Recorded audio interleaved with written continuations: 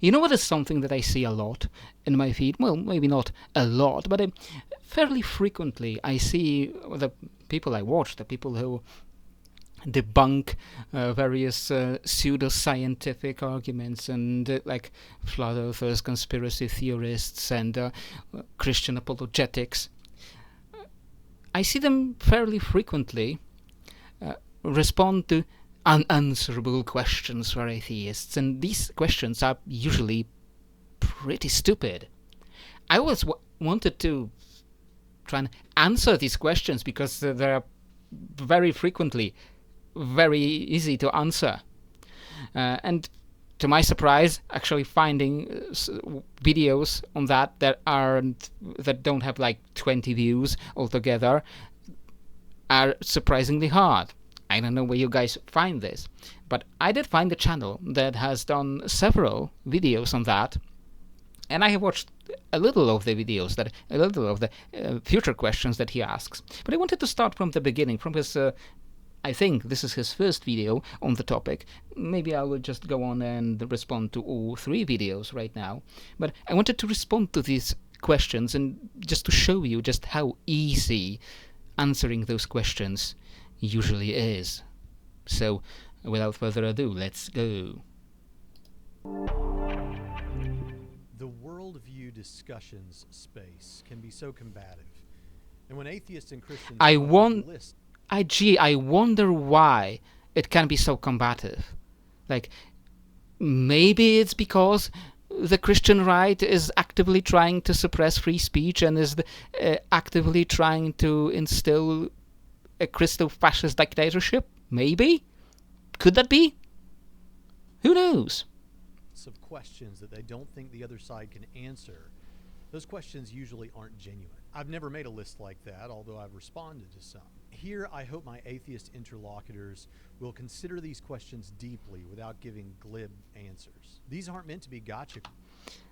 I do not want to give you glib answers, but I may give you snarky answers from time to time, because if you ask an extremely stupid question, I may react a little bit sarcastically. Hope that's all right with you.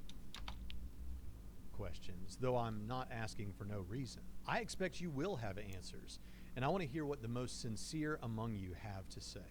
With that, here are my 10 questions.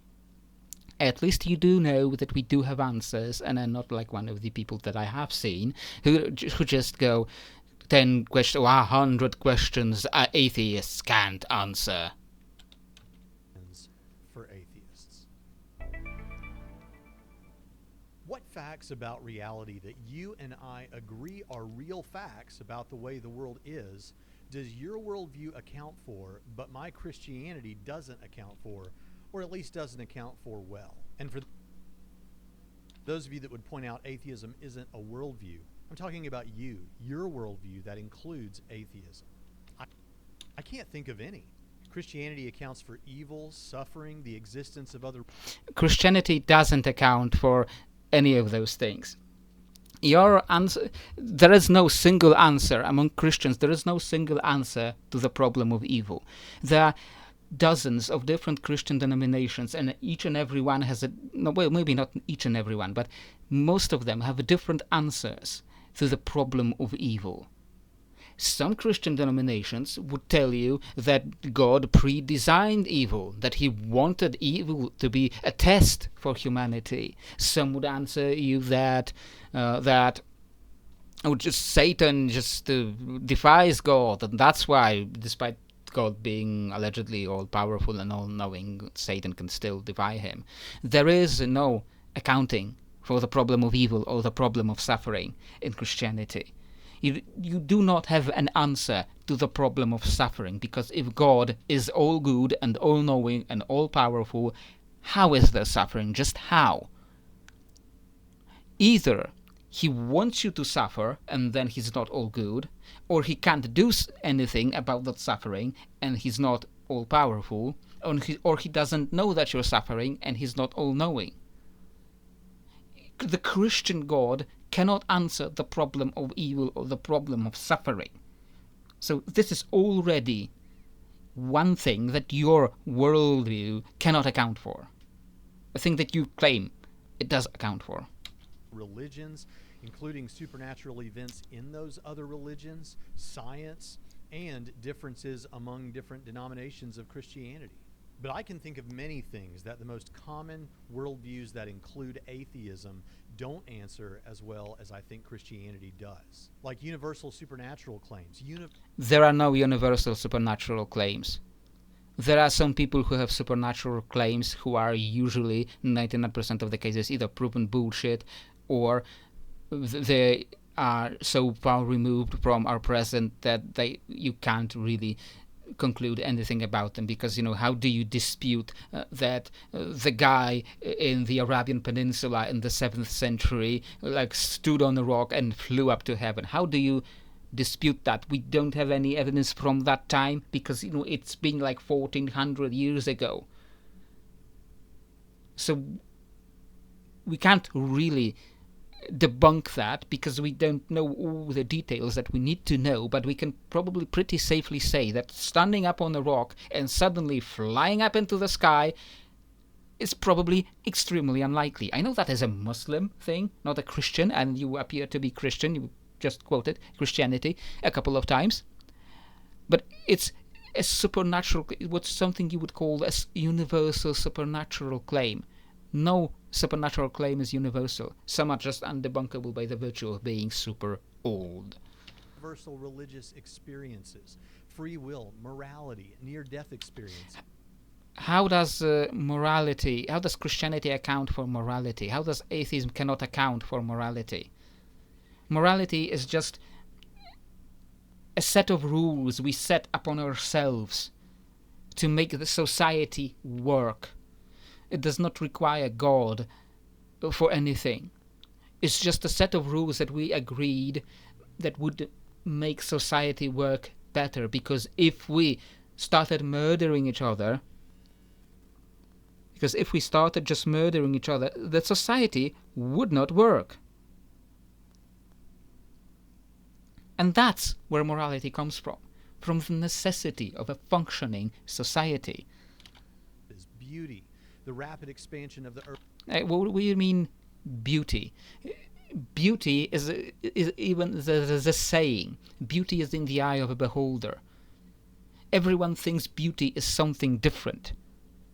I may look at different women and think they are beautiful. You will look at those same women and think they're ugly, because I know that the kind of ethnicity that you personally don't. I'm not saying that you don't like people because of their ethnicities, but it's just a potential thing that you could disagree on because of very subjective standards of beauty. That's the whole thing with beauty, that it's subjective. And you're asking me, where does beauty come from? Come on, man. Try a little bit harder. Early church, the events surrounding the life and death of Jesus. What events that surrounded birth and death of Jesus? There was a guy who was born, lived, and then he died. What do you need a special accounting for here? I know that you believe that he was the Son of God, and then he flew up into heaven. After that he died, then he got back up, and then he flew up into heaven. I know that's what you believe. But besides your book that has plenty of other supernatural fictitious claims, there is no other accounting for it, so why do I have to explain this? Of Nazareth, and our shared longing for purpose and meaning. So what is it that Christianity doesn't answer as well as your worldview? Christianity doesn't answer anything about the world. Your book claims, from your other videos, I already know that you are not a creationist, at least, thank goodness. But your book actually claims that God created the world in 7 days. That is the book that you consider the holy, ineffable, and unerring word of God. That is the book that you consider your holy book. You are yourself contradicting this book and believing that the world is not 6,000 years old. That is the very first thing that Christianity doesn't account for, that Christianity can't explain, because the Christianity is based on the foundations of a 4,000-year-old Middle East Bronze Age religion. And even if some denominations of Christianity nowadays do not believe these things anymore, they still put them in the book, and they still call that book the Holy Word of God, because they are trying to cope with their religion being incompatible with the observable reality. They're trying to cope with it and trying to explain it and trying to come up with justifications like, oh, it was just a metaphor. Christianity cannot account for anything in the world.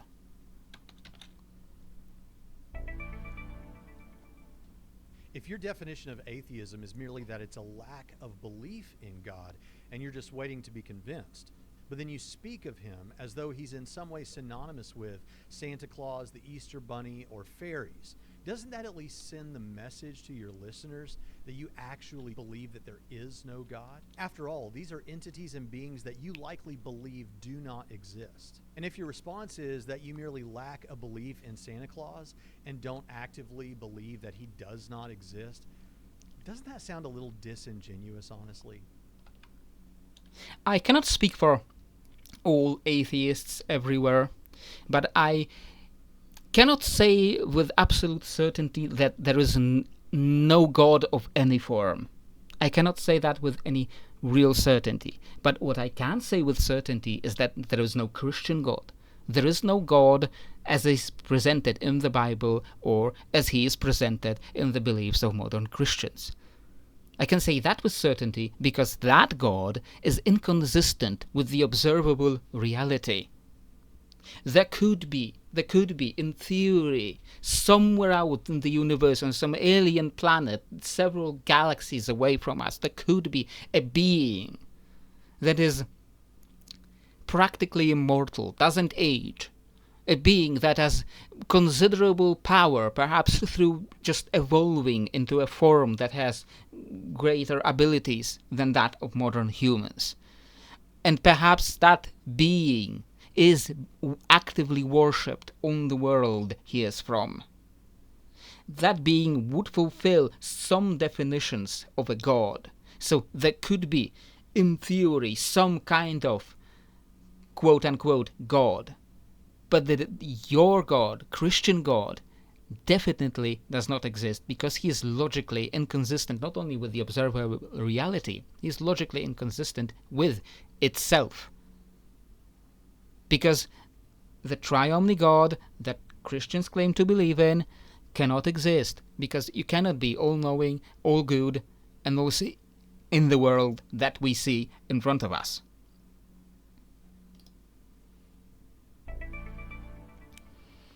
When atheism becomes a part of someone's worldview, they typically change their positions on other issues like abortion, sexual I would not say that.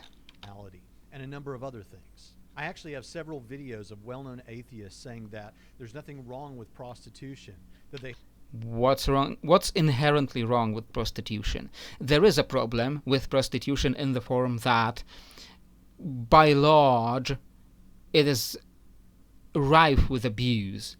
By large, a lot of sex workers are subjected to abuse either from their superiors or from their clients or are even sometimes kidnapped from their homes and forced to do the sex work. That is the problem with prostitution, that it is done wrongly. There is nothing inherently wrong about two consenting adults having intercourse, and one of them getting paid for it. There is nothing inherently wrong with it because there are two consenting adults. If one of them chooses to give the other something in exchange for it, there is nothing inherently wrong with it.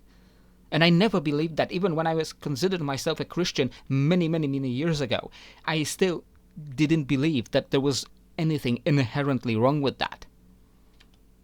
I hope their children don't save themselves until marriage, and that sex workers should be put up on a pedestal, no different. I wouldn't say a pedestal. It's, just a profession like any other, really. Some people have a need, and some people can offer to release that need for some kind of compensation. than the military. I didn't use those here because I didn't want to seem combative to individuals, specifically the individuals who made those statements. But even if you didn't become an atheist just so you could sin, and I believe you, do you at least understand why those moves could send that message to people who might say that to you? Okay, let's unpack that in full. He says he didn't want to say that you became an atheist just so you could sin. It starts with a foundation, with a very wrong foundation, that you can't just choose to become an atheist. You can't choose to become an atheist or choose to become a Christian, choose to believe. Belief is something that happens. You see something that convinces you and then you believe in it. That's how belief works. Even if I wanted to choose to become an atheist just so I could sin, I wouldn't be able to choose it. I would still believe in your stupid, tyrannical, evil God. I would still believe that he exists, and I would be afraid of him, and that would be a very good argument. If I believed that he existed, that would be a very good argument to not sin, quote unquote, because I would be afraid that he would hurt me for just enjoying myself. Let me go back a little bit. And I believe you. Do you at least understand why those moves could send that message to people who might say that to you? No, I do not understand, because it's based on the wrong assumption, on the assumption that you can just choose to become an atheist, that you could choose to not believe. If it's a lack of belief sort of atheism, what is it? Is it 50-50, 60-40, 75-25? And at what point do you feel disingenuous saying that you merely lack a belief, as opposed to leaning towards, I believe that God does not exist? Like I already said, I believe that your God does not exist because he is logically inconsistent with itself and with the observable reality. And I do not feel disingenuous at any point, because it would be disingenuous to look at the world we have and think that a tri-omni God could exist.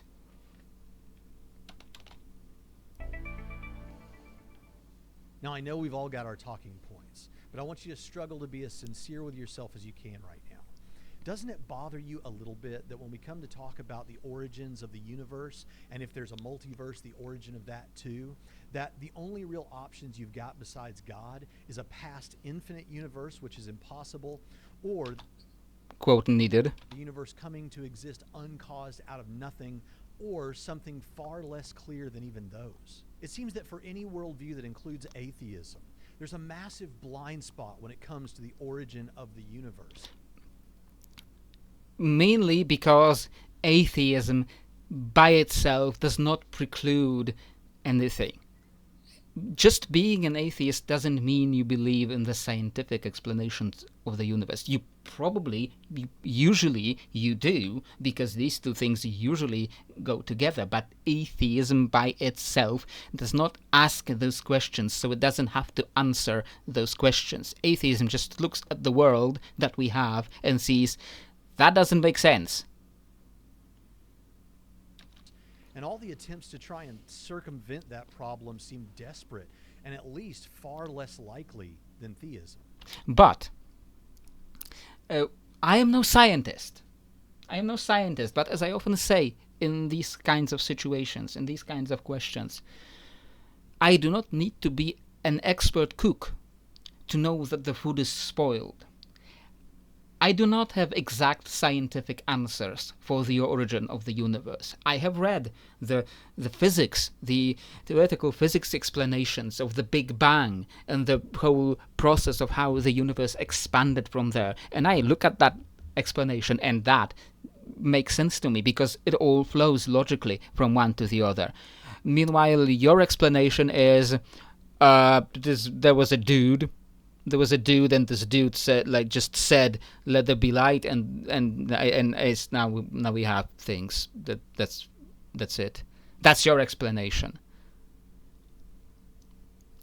Meanwhile, not my explanation, but the scientific explanation is a logical scientific process that we can prove, quote unquote. Do not quote me on that.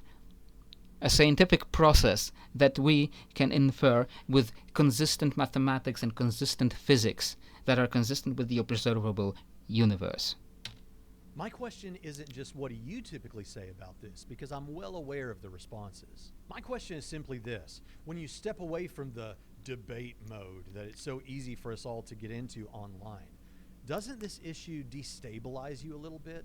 Not a single little bit, because quote unquote my explanation is much better than yours, which is none. It seems to fit really poorly with any worldview that includes atheism. No, it doesn't. Of the arguments for God's existence, is there one that to you seems more interesting than the rest? Is there one that for you actually does weigh in favor of theism? Which one? Firstly, if I thought there were good arguments for God, then I would believe in God. I do not, therefore, I don't really think any of the arguments for God are good in any way. Most of them are very logically inconsistent, either with themselves or are based on the false suppositions, or add some special pleading to try to make sense of it, to try to shoehorn God into some logical problem. Most atheists... Let me break that for a moment still. If you want me to answer to very specific arguments for God, bring out those specific arguments for God, and then I will say what is wrong with each and every single one. I've met humbly admit that they don't think they can have absolute certainty about much of anything. But what they want from the Christian is a demonstration that God exists, or that Christianity is true. Yeah. And when we offer the reasons to believe that we do have, those are typically deemed not good enough. So, yeah, like, what reasons do you have to believe?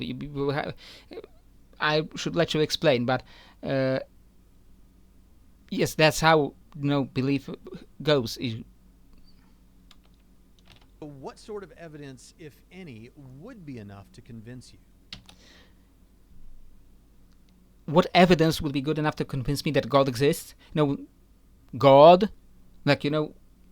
God showing up or leaving something. Okay, maybe God cannot personally show up. Maybe he's not the God of Christianity. Maybe he's like Ares, who can be everywhere at once. Maybe he can't show up to anyone and everyone, but he's supposed to be all-powerful, so he should be able to show up on the sky in a way that everyone on the whole planet would see him. Everyone in the whole universe would see him. He should be able to do that if he's all-powerful, but he chooses not to do this despite knowing that that would convince me. So assuming he exists, he knows that that would convince me, but he doesn't do this. So either he doesn't want me to believe that he exists, or he doesn't care for me to believe that he exists, or he can't do that. It has to be one of those three. If not one of those three, what else? Of course, okay, this is very huge. Okay, something smaller that would convince me that God exists. Something that would be unmistakably impossible through any kind of scientific explanation. An actual proof of a miracle. Not some nun prayed to the Pope John Paul II and then she got better. That is not proof of a miracle. That is a proof of a lot of coincidences. Like a video, those could be fake very easily nowadays, but like a video or other convincingly presented evidence of like a dead person rising from the dead, a person who was like dead, rotting in the ground, unmistakably dead, rising from the ground. Just an example of like an actual miracle, a proof of an actual miracle would convince me that there was something supernatural going on. I probably still wouldn't say that this was your God, because it needs to prove that this is your God. It somehow needs to be connected to your God. So let's say that that person was like a martyred priest who got like murdered by like Muslims somewhere, I don't know, or like that teenager who went to the North Sentinel Island, who tried to convert them, and then he got murdered for it because he was stupid and went to uncontacted tribes to try to convert them to Christianity. Let's say that guy rose from the dead in front of everyone and was completely healed of all wounds. Then maybe I would believe that your God is real. I still wouldn't worship your God, because he would still be an evil, insane, narcissistic psychopath and tyrant. I wouldn't worship him, but it would prove to me irrevocably that he exists. Do you know? And since it's often a conversation stopper, let's take experimental reproducibility off the table, since that's not even always necessary for science. Why? Why should we take that off the table? Is that because that would show that your God doesn't exist? Is that why? To what extent did social and moral issues start you down the path toward your atheism? That is to say, the typical Christian or religious views on sexuality, gender, rights, and acts and commands of God in the Old Testament. It seems that many deconversion stories online begin with, or at least include, LGBT issues, purity culture, or hell as instrumental in the deconversion process. It strikes me that what should matter most is the truth and not what we might prefer that the truth were. I honestly wonder how much those issues and ones like them motivate the deconversion rather than all this talk about evidence.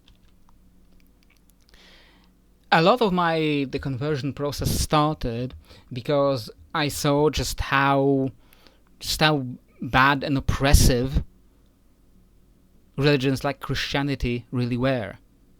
You talk a lot, not you, but you Christians talk a lot about how God is good and loving, and then when I was a child, I was really into that. I really believed that because I wanted to believe in a loving, omnipresent God. I really wanted to believe in that because it sounded nice, it sounded good. I wanted to believe in that. But then I saw what priests and Christians were doing all over the world. I saw what Christians were doing historically. Christians used to attack other countries in the name of their God. The Crusades, thousands of Christian soldiers went to the Middle East, and when they went into the city of Jerusalem, they killed so many people that blood poured down the streets like a river. There were literal rivers of blood from how many people they killed. And for 100 years after that, until the city was retaken by Muslims, the city of Jerusalem was a veritable ghost town. There were just small bunch of Christians and small bunch of other people who came to work with those Christians in small districts of the city, but majority of the city of Jerusalem was just empty, was a ghost town, because they literally murdered everyone there. I know that this is an example from 1,000 years ago, and you can say it's not relevant to modern Christianity, but it's supposed to be the same God. We're supposed to be worshipping the same God today as those people were worshipping back then. So if this is the same all-powerful, all-present, all-loving, all-seeing God, why didn't he do anything about it? Why didn't he do anything about the crimes committed in his name? Why didn't he write his holy book in a way that would make those things very clearly against his will? Why didn't he write in his if he's all-loving and all-knowing, why didn't he, knowing that people would do this in the future, why didn't he write in his book, "Do not murder other people in my name"? Why didn't he write this in his book? I know there is a commandment that says do not kill, but just after that, not long after that, the Bible goes on, okay, but these people, no, these guys, it's okay to kill those guys. If those guys are dressing wrongly, I do not like them, you should be able to kill those guys. Why did the all-knowing, all-present, all-loving God did not tell people to remove that part from the Bible? That is from things that happened 1,000 years ago, 2,000 years ago, from things that happened today all the time. The child molester priests all over the world. In my country, it's very infamous. Priests are very infamous, and people joke about child molesting priests all the time because it's just so well known that they do this all the time, and the popes constantly keep covering them up, constantly keep just moving them to another parish to cover up for their crimes. Why does your God not do anything about that? Those are the things that started my deconversion process. Those are the things that I looked at the world, I looked at all the suffering in the world, and I look at the suffering caused by Christians, caused by people who are supposed to be his hands of God, who are supposed to be working for your God. I saw all of that injustice, and your God doing nothing about it, and that started to make me question, like, if he's not doing anything about it, is he incapable of doing anything about it? Or maybe, or just maybe, he doesn't exist. That's how it started. Can you name the last 3 academic books you read by theists on the subject? How long ago did you read them? Or is most of your understanding of apologetics and atheism from non-scholarly internet sources, pop-level books, and, let's face it, YouTube videos? And be honest with yourself about this. Anyone can Google up a list of books and paste them in the comments section. But I want to know, are you getting the best from the other side? Okay, frankly, I do not remember titles of any books, because it's just how I function. I don't just remember titles of books. I don't remember specific titles and authors. So okay, you got me there. Let's finish with a pretty common one. If you found out today, to your satisfaction, that Christianity were true, would you accept God's authority, repent of your sins, and trust Jesus as your King? Absolutely not. The God of the Bible is a petty, evil, oppressive tyrant whose only response to any act of disobedience, whose only response to anyone who does not kiss his feet, to not mention other parts of his body. And yes, he does have parts of a very human body. It's very clearly described in your Bible. Anyone who disobeys him in the least, because people don't realize that sin means disobedience. It doesn't mean crime, it doesn't mean hurting people. Sin means disobedience to God. Anyone who disobeys your God in the slightest is constantly being harassed and killed in the Bible, in the fictional confines of your book. And in the real world, he is being harassed and killed by the followers of your alleged God. So even if somehow someone proved that God existed, I would still not worship him, because he is not worthy of anyone's worship. And if it was possible at all, I would work towards getting that thing off the power that it has over people.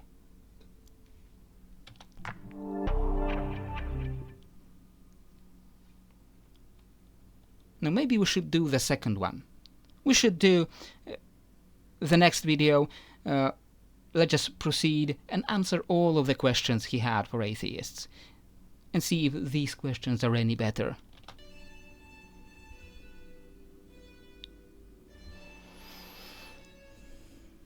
Last year, I made a video, 10 Questions for Atheists. That's in a playlist that has 12 episodes, as I listened to what atheists said and then interacted with that. There were a lot of responses, and I still get responses to this day from that video. Now, admittedly, there were some things in that video that might have been tongue-in-cheek, but I genuinely wanted to hear... Yeah, tongue-in-cheek, just the response Christian apologetics usually use when they realize they messed up. Hear the answers to those questions. Quite a few atheists seem to appreciate that I was trying to understand their positions in a greater way, but many still didn't think my questions were genuine. A lot of people also thought that I was too wordy for the question to come out in a precise way. So here I'm asking these questions as simply and concisely as I possibly can and without any snark whatsoever. I genuinely want to know the answers to these questions. Well, at least I appreciate that you would genuinely want to know to answer the answers to those questions. You will not really accept the real answers to those questions, but at least you try. 1. If you have a deconversion story from any world religion, would you mind sharing that story? If you grew up in a non-religious household, what was it like to experience being around other people who were raised religious? I was raised in a religious household, kind of. We were always very weird about religion. I was raised by a mother and grandmother because of reasons that I will not go into right now. But my grandmother was very religious, but she was very weirdly religious. She used to work with priests. She used to be like a housekeeper for priests at a parish. And she saw a lot of the things that priests do when nobody can see them, when they think nobody who they can trust can see them. She saw a lot of that, and she hated priests. She would consider herself Catholic, she considered herself Christian, but she hated the priests, and it is not an uncommon view in my country, because the priests have such power over people here that they really are basically tiny little tyrants in their parishes, at least in like villages, small villages, on like small towns in the east of Poland. They have such power over people. They're basically small little tyrants. And when they commit some kind of crime, they're just moved to another parish, and all the crimes are forgotten because the new people don't know them or what they did in the past. So my family was religious. I had a Baptist, I had a communion. I did not do confirmation because by that time I was really questioning everything. I was questioning the need for those rituals. I was still considered myself when it was time for confirmation, I still considered myself a Christian. I still considered myself religious, but at that point I did not believe all those rituals, all that pageantry was unnecessary. If you really wanted to worship the all-good, all-knowing God, you didn't need all of those rituals. But then I realized just how inconsistent the Christian God was with reality, and eventually over the years I stopped believing in even that. Because, and eventually my family followed suit. I don't think my grandmother, before she sadly passed away, I don't think my grandmother ever really abandoned her religion. But I think she had some serious doubts by the end because she was sick. She was disabled by the end of it, and she would. But instead of loving God, instead of saying like God will provide, God will help us, all that sort of stuff. Instead of most of her addressing God was why. Why are you doing this to me? Why did I deserve this? She was a good person who was helping us, me and my mother, who was helping us through our difficult lives, who was extremely selfless, who gave everything of herself to other people, and people did not appreciate that. And she really suffered in her life. And by the end of it, she was asking constantly why. Why did I deserve this? And that probably had a part in this, because in seeing the suffering, I saw that this is not a just world. This is not a fair world. Because no good God would allow this to happen. Question number 2. Is there anything that Christian apologists or philosophers bring that you actually do consider to be good evidence for God? And if not, how do you define evidence? If there was good evidence for God, then I would believe in your God. If there was any evidence that I believed was good, then I would believe it. How I define evidence is irrelevant right now, because the only evidence your people bring in, again, you just say something like, is there any evidence that is good? And do not quote any specific evidence and then expect me to answer about all evidence ever. Bring me a specific example of evidence and I will tell you why it doesn't make sense. That's how this works. Straightforwardly, I'm a dog person. Here's my dog, Indiana. Dogs, cats, both, or neither? I am very clearly a hamster.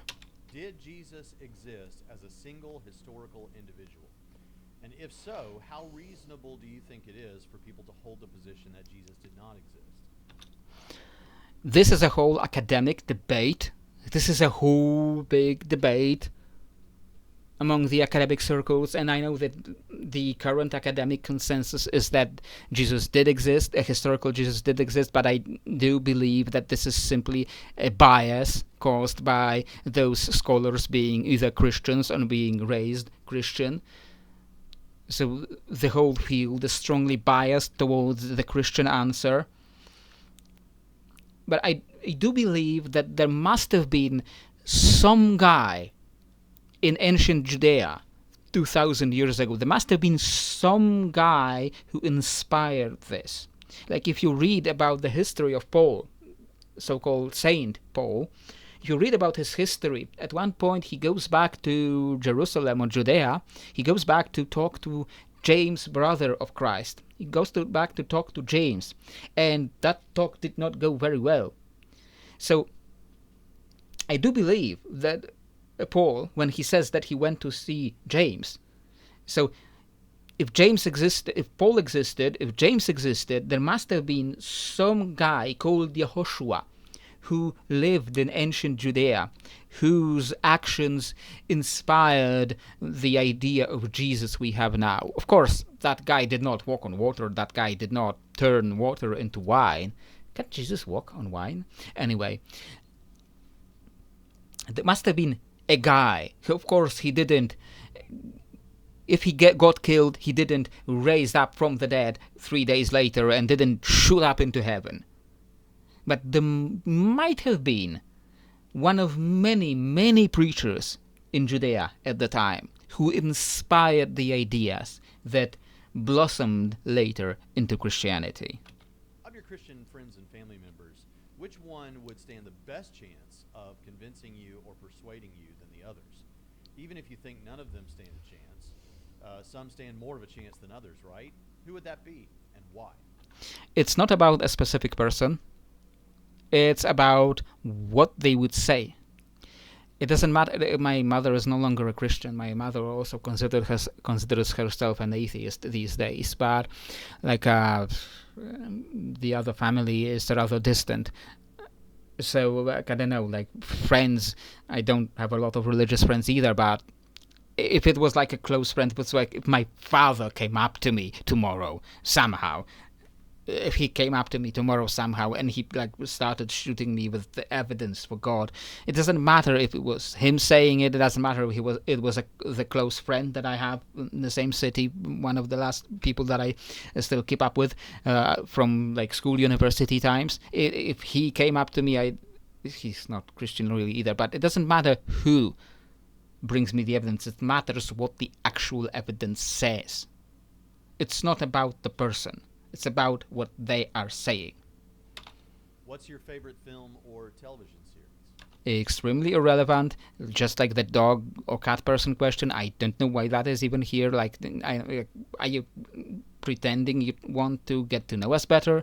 Or is this like some way to get some kind of gotcha? Like, say, aha, this movie you like is actually religious. Aha, see, you are secretly religious. I don't know if that is it, or if you sincerely just gave me a complete non sequitur. It's not really relevant. Contingency arguments for God's existence in a number of ways, obviously, but pick one, and what's your favorite response to this sort of contingency argument? Or if you're really ambitious, what's your favorite response to contingency arguments in general? Contingency arguments are really just a variant of the prime mover kind of question. Like, if all things have a cause, therefore there had to be the first cause, the prime mover who caused everything. So let's say there had to be something that caused everything. Why that something has to be your God? Why does it have to be specifically your God that caused all of this? Why can't it just be the scientific Big Bang? Why is that not enough for you? Why do you have to add a person, a mind behind the Big Bang? Why do you have to add this? Why does it have to be a person? Why does it have to be the specific person that is described in your holy book that says the world is 6,000 years old when it's very clearly not? Why does it have to be your God? Your understanding of Christianity, what does it take for a person to become a Christian and experience everlasting life? It doesn't take anything to experience everlasting life, because nobody experiences that. Because we live for about 100 years, 75 to 100 years, and then we die. There is nothing everlasting about that. What does it take for a person to become a Christian? Usually, being raised Christian. Babies are atheists. Babies are born without knowing any faith, because they don't know anything, faith or otherwise. And then they are raised among Christians or Muslims or Jews or Buddhists. They're raised in a religion, and they start following that religion because it's being impressed into them from a very early age. That is what it takes, usually, to become a Christian. And sometimes, if you're being bombarded with just enough Christian propaganda without really understanding the world or without really understanding religion, that is also sometimes what it takes to become a Christian. Whether you think anything in the Bible is true or not, do you think that the Bible, or any passage in the Bible, seems to teach eternal conscious suffering in hell? Maybe you think it teaches universal ultimate salvation or annihilation, the idea that people will no longer be conscious but will be annihilated and no longer have a conscious experience of anything.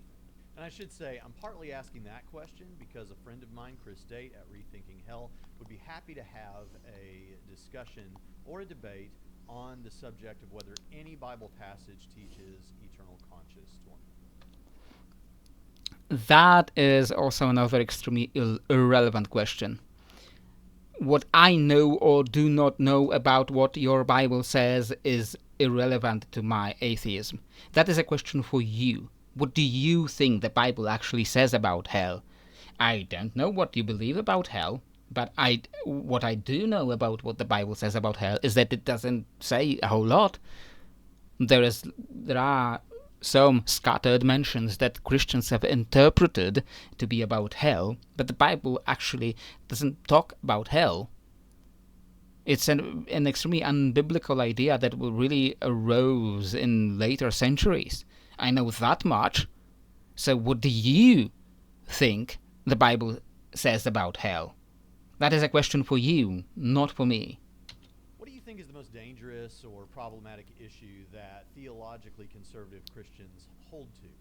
Now, I'm talking about an issue or a position, not a person, a movement, or a party. Well, that's the list. The most dangerous issue? Oh man, that would be very hard to pick, because they hold a lot of very dangerous views. Let's start with the views that, your God dictates morality. Your God dictates everything in the universe. So if your God is displeased about something you were born with, like being gay or being trans, if your God is displeased with that, you are going to hell, eternal suffering. That may not be a biblical idea, but it is still something that most Christians in the world nowadays believe. Let's start with that people are not allowed to be themselves. People are not allowed to be true to what they truly are inside. People are being asked to pretend they're something they're not, to satisfy your petty little tyrant in the clouds. And do not say he's not in the clouds, because read your Bible. It says very clearly where he comes from, and that he has a very human-looking body. It says so very clearly, so do not pretend he does not. This is just one of many, many problematic issues. And just the first that was on my mind because of the current political climate. For 2021, thanks for taking the time to watch the video, and I sure hope you will respond in the comments or make your own video in response. I'd love to hear what you have to say, because I genuinely want the answers to these questions. Thanks for showing up, and I'll see you next time on Trinity Radio.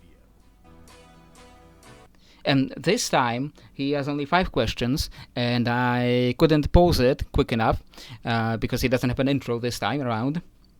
And like I said, we already know where there are... already know about his questions, so let's go straight in. 2020, I had 10 questions for atheists, and the response was pretty big. I put my reaction to the videos that atheists made in response to it into a playlist on this channel that you can check out, and I still get answers to those questions to this day. But now, as 2025 is upon us, I've got 5 questions for atheists in 2025, given certain events and current debates in the worldview discussion arena. If you're an atheist, I want to know what your answer is to these questions. So let's just jump right in.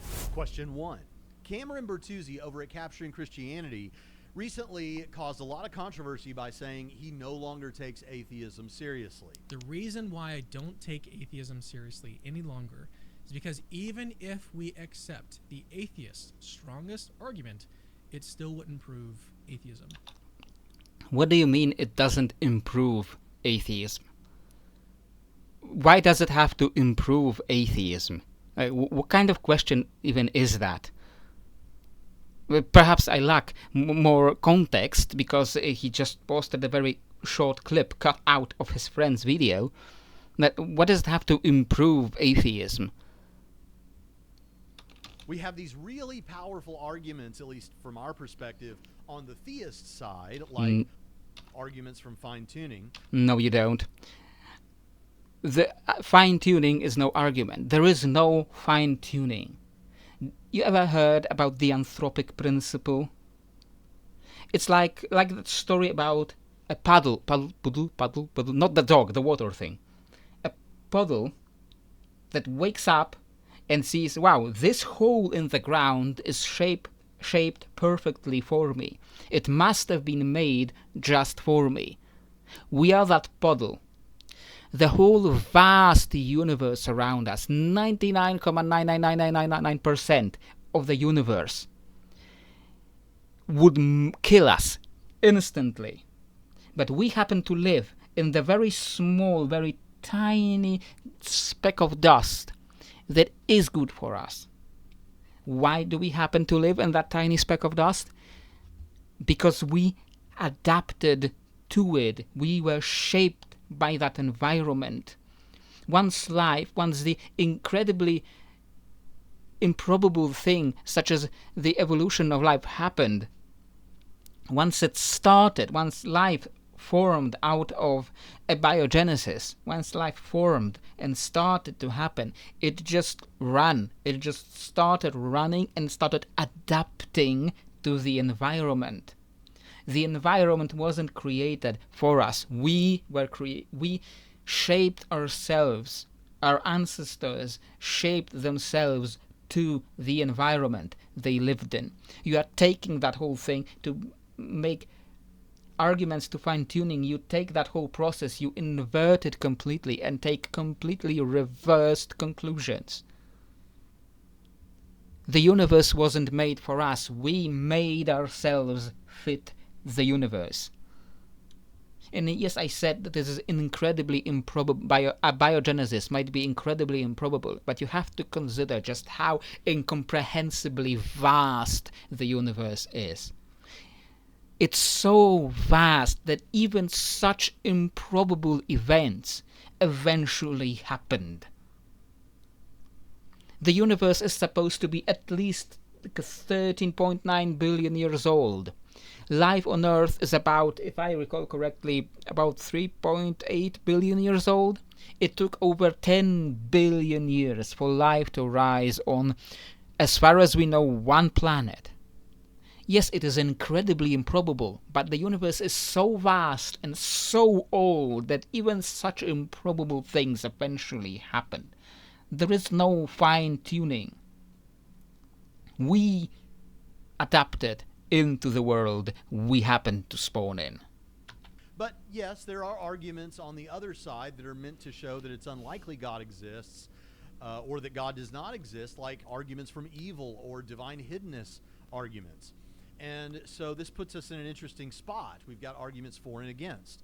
But as Philip Goff suggested recently, perhaps you have a God of limited power. This would mean you have really powerful arguments from God on the...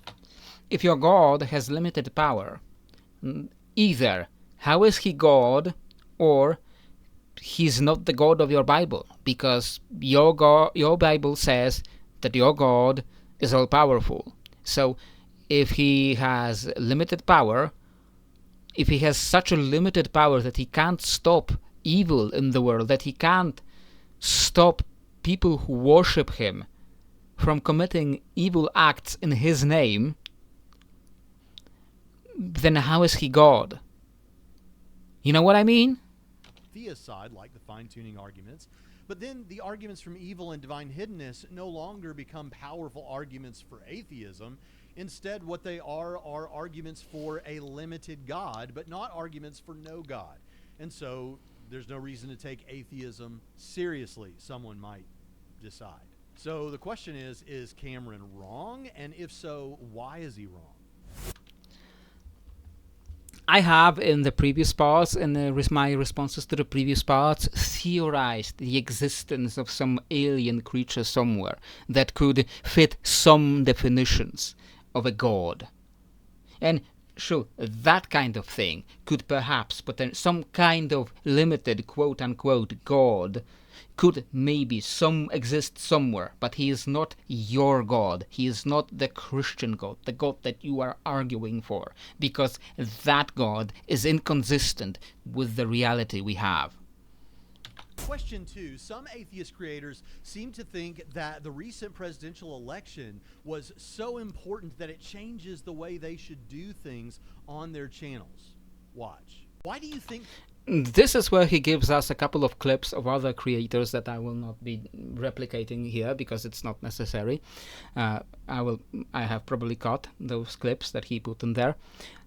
He gives us a couple of clips of creators saying that they pretty much just do not want to continue doing the atheism-based channels.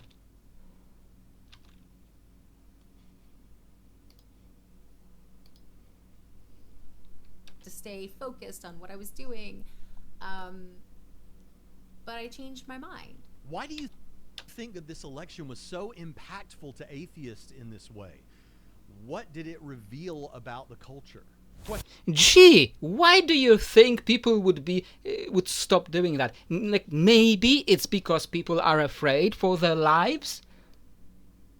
Because the current administration in America is speedrunning a fascist dictatorship? Maybe that's why? Maybe that's why, because they're afraid that the administration is going to target them. Maybe because they're afraid that their neighbors, indoctrinated by the same administration and the right-wing propaganda machine that is running through the popular media, whether social media or through mainstream media, because that is indoctrinating millions of people in America. Maybe they are afraid for their lives and their livelihoods. Maybe that's why they changed so much, don't you think?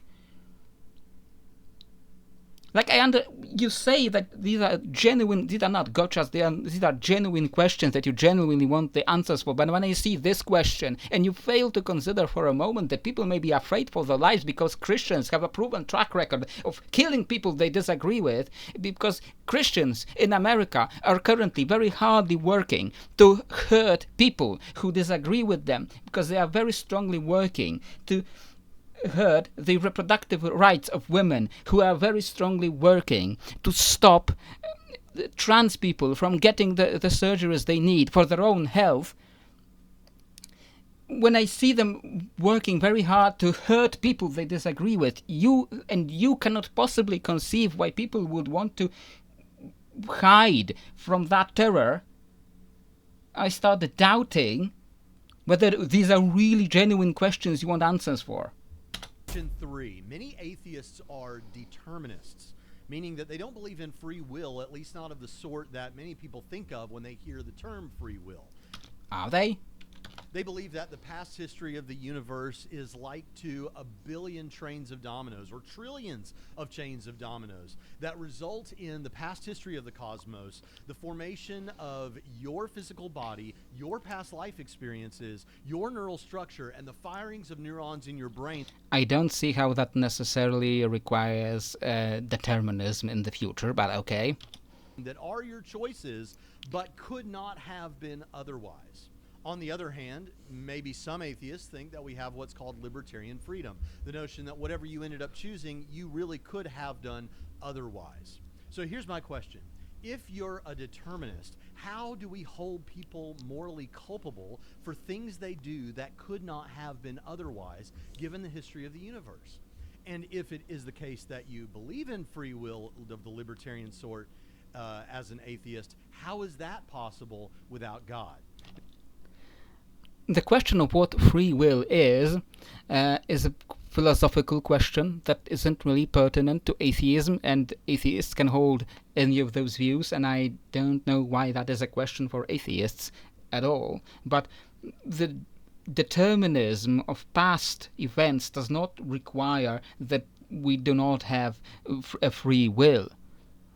We can still, based on the past events, we can still react to those events differently. And even if the universe is deterministic, something that we cannot be certain about one way or another, because there is no way to confirm this, even if the universe is deterministic, those events that shaped us, those events that made us who we are, those are what we are. Even if we could have only made one choice, that is our choice. That is the choice that we made. That is our free will. Even if all of the history of the universe already happened and is already pre-written, that is the choice that we made. Now, just as a note, there are many determinists who will say they are compatibilists. And what that means is not that libertarian freedom is compatible with determinism. Compatibilists hold that determinism is true. It's just that we can hold people morally culpable in spite of the determinism. That moral culpability is possible, is compatible with determinism. So it doesn't answer the question. I'm asking that question. How, if you're a It pretty much answers the question. determinist, how is it that people are morally culpable given that their choices could not have been otherwise? And if you believe in free will, they already made that choice, even if that choice is already pre-written by the natural processes of the universe. That is still the choice that they made. The complex structure of atoms that is them made that decision. We're just catching up. Our brains are just catching up with the flow of time. how is that? But I realize that I am hardly the expert who can speak about those topics, and it is just my personal view that does not speak for all atheists, or quite possibly any other atheists. Possible without God.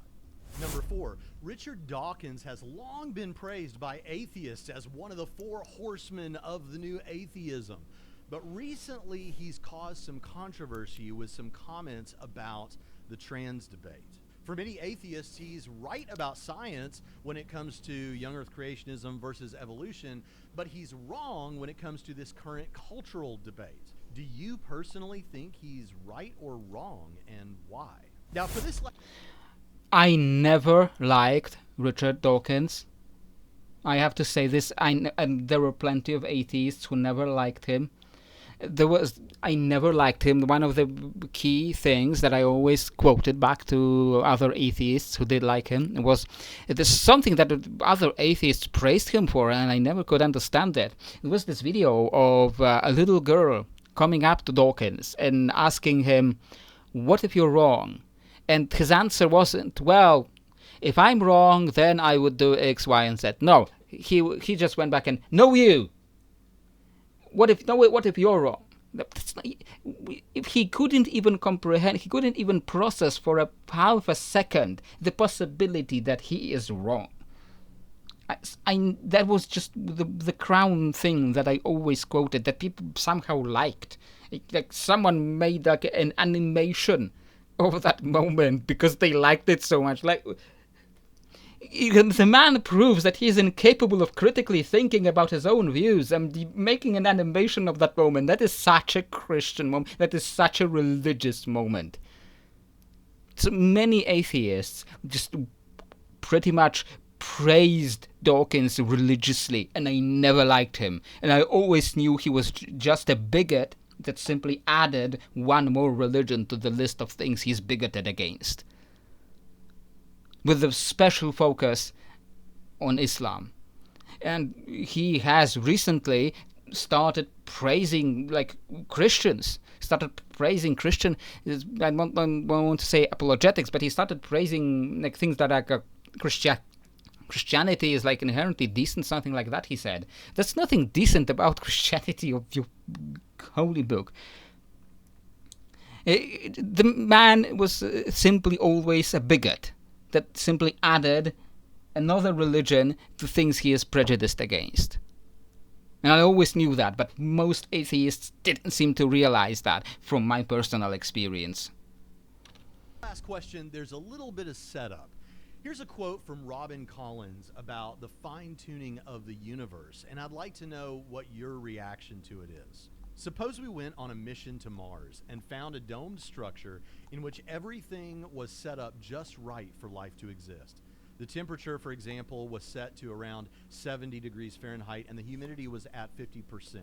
Moreover, there was an oxygen recycling system, an energy gathering system, and a whole system for the production of food. Put simply, the dome structure appeared to be a fully functioning biosphere. What conclusion would we draw from finding this structure? Will we draw the conclusion that it just happened to form by chance? Certainly not. Instead, we would unanimously conclude that it was designed by some intelligent being. Why would we draw this conclusion?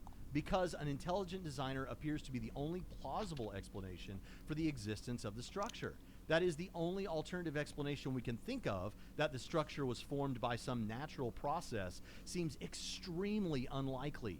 Of course, it is possible that, for example, through some volcanic eruption, various metals and other compounds could have formed and then separated out in just the right way to produce the biosphere, but such a scenario strikes us as extraordinarily unlikely, thus making this alternative explanation unbelievable. The universe is analogous to such a biosphere. It very much is not analogous. I was going to say that you are implying this situation is analogous to what we see in the natural world, and it is very much is not, but I will let you finish.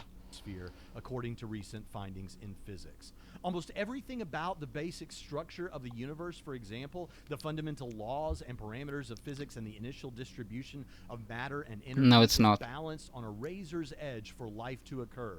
As the eminent physicist Freeman Dyson notes, quote, "There are many lucky accidents in physics. Without such accidents, water could not exist as liquid, chains of carbon atoms could not form complex organic molecules, and hydrogen atoms could not form breakable bridges between molecules. In short, life as we know it would be impossible." Now, he goes on to say, at the very least, you are bringing an actual argument to be questioned. right now, because at least I have something to respond to instead of, do you like any arguments for God? If you can't quote any good arguments for God, then clearly you're biased. Just give me a solid example, and at least you gave me one solid example at the very end of the third video, after 4 or 5 years after the original video. And you gave me an argument, but you're still talking about the same argument that you mentioned before. There is this fine-tuning argument. Nothing about the universe is fine-tuned. 99.999% of the universe would instantly kill us. We just happen to arise in the only place that doesn't kill us, because if we arose in another place, we would be dead. We wouldn't be here to talk about it. Life could have possibly arose on Mars, or on Jupiter, or on Alpha Centauri b. Life could have arisen there, but it would instantly die because the conditions there did not allow it to survive. We're just the one tiny speck of dust that happened to have the right conditions, because the universe is so incomprehensibly vast that even such improbable events eventually happen, because that is something that many people, including Christian apologetics, fail to consider, is just how vast the universe is. It's incomprehensibly vast. We cannot imagine the distances, the times involved. The longest human life was 122 years. Meanwhile, the universe is supposed to be almost 14 billion years old. Do you realize how big that difference is? Even such vastly improbable events such as abiogenesis were bound to eventually happen, and modern science starts to tell us that perhaps abiogenesis is not as unlikely as we previously thought, that perhaps given the right conditions, life will keep arising. We haven't seen other examples of life arising on other planets yet, because we haven't really been to that many planets. But it is starting to become more and more likely, as we learn more about the universe, that life isn't that unlikely, and that whenever it can happen, it does happen. So there is nothing fine-tuned. Like, people use this argument of fine-tuning to look. They say, look at like how our bodies, how they are perfectly designed. There is nothing perfectly designed about human bodies. If our bodies were made by an intelligent designer, where did the appendix come from? Where did the tailbone come from? We don't need them.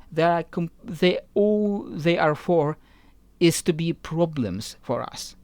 They are only problems. Why would an intelligent designer leave that? So either it wasn't designed and it was a result of evolution, just randomly stumbling about until something workable happened, or that designer wasn't very intelligent. At this point, he mines a few quotes, a few taken out of context, about various scientific principles that he doesn't understand, that still only keep going after this one whole fine-tuning principle that don't really answer anything. This is still the anthropic principle. We only know the one place in the universe where we can live, because if we arose in a different place, we wouldn't be here to talk about it. It's once again like that puddle that wakes up, the puddle that wakes up and thinks the hole in the ground was made for it. We adjusted to the world we formed in. What are some of the kinds of facts that are often used to make fine-tuning arguments? Some of the best arguments for God's existence according to almost everyone involved. So here's the question. Those are very terrible arguments for the existence of any God, least of all your God. Are we wrong to think that this supports theism? Yes. If so, why? That is very simple, because it doesn't support anything, or it supports your lack of understanding of science. I do not understand science all that well. I do not understand science all that well, but I understand it well enough to know that this is not what intelligent design would look like. If this was actually an intelligent design, know enough that this is not what an intelligent design would look like. If this was actually an intelligent design, it would look much different. We wouldn't have the things that kill us in our bodies and exist for no other reason than to kill us and then to make us sick. An intelligent designer would design things in a way that would make it work well. The only reason these things can exist is because they are remnants of our evolutionary past. Because they are a proof that only a natural, random process could have produced that. And that is his last question in his, as far as I can tell, That is his last question in what, as far as I can tell, is his last Questions for Atheists video so far, because it's from this year, and the previous one was 4 years ago, so he probably didn't make more.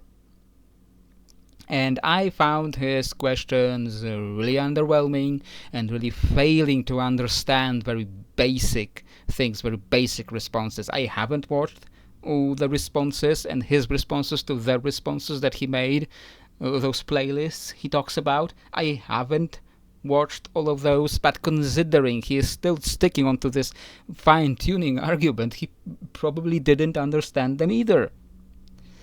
But this is it from his videos. And if you can find more questions for atheists that are perhaps a little better than these, it's still not as bad as I thought it would be, but still could be a lot better. If you can find me more of those videos, I will gladly answer more. But for now, that'll be all. Goodbye.